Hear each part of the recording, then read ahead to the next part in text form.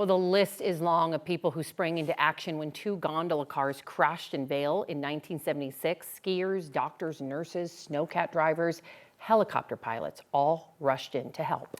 But among the most important were members of Vail's ski patrol. All week, investigative reporter Kevin Vaughn and photojournalist Tom Cole have told the story of that tragedy in After the Fall.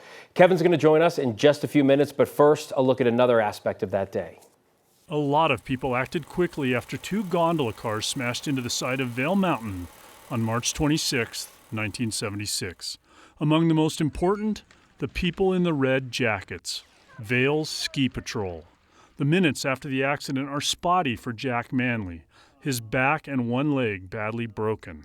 One thing he remembers is looking up and seeing a man in one of those red coats. I remember what he asked me was, "Are you allergic to anything?" I said, "No." And he injected me right there. That team got him and the others who were injured assessed and onto toboggans.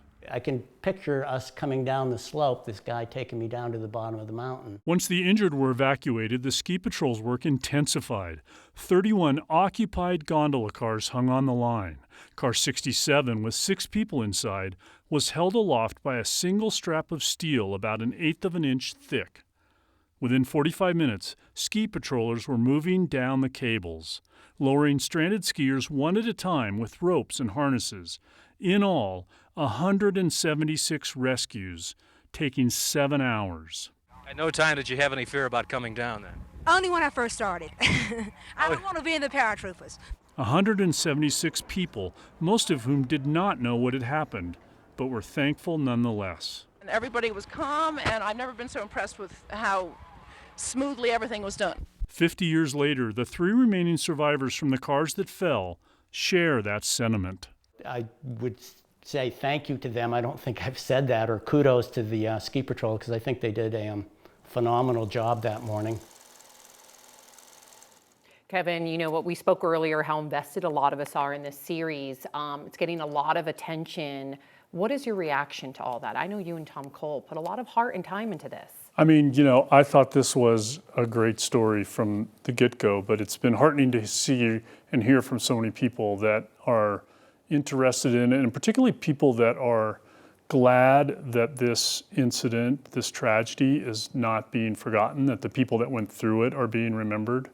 And we're hearing a fair amount of that, actually. How about the people who went through it? Because, you know, it's great that it's not forgotten and that you guys have done such an amazing job telling the story this week with the research that you did, finding the people.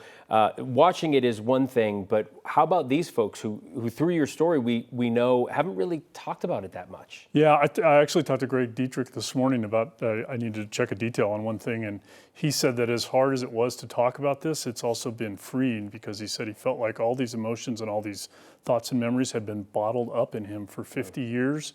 And he said, you know, I think he said sometimes it's freeing to take the cork out of the bottle. Cathartic, I can only imagine. So Tonight, what are the viewers going to learn tonight? Tonight, we are going to see how this tragedy has been carried by these guys for 50 years. And we're going to explore some of what's behind the fact that they've never really talked about it. No. Looking forward to it, Kevin. Thank you.